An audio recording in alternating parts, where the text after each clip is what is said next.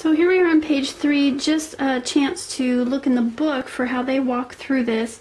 First, sorry about the typo, should be a single P there. On page 609 is completing the square. So talking about what you need to do that. It got a little cut off, so you might want to refer there to 609 to fill that in.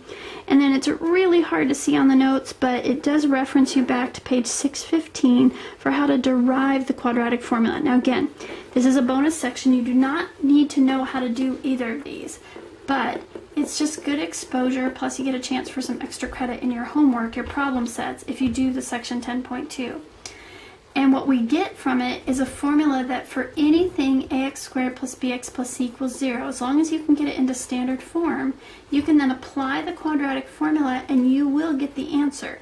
And the formula is way down here at the bottom. This just walks you through what I did on the previous page, how they complete the square. They use completing the square on this generic no numbers version of a quadratic and worked it all the way out until you get to this formula.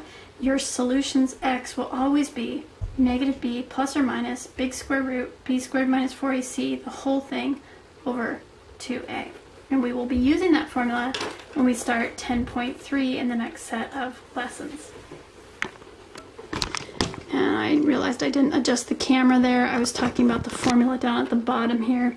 X equals negative b plus or minus the big square root of b squared minus 4ac, the whole thing over 2a. And again, this chart on the notes is not very readable, but I wanted to point you back to the book where it is on page 615 there.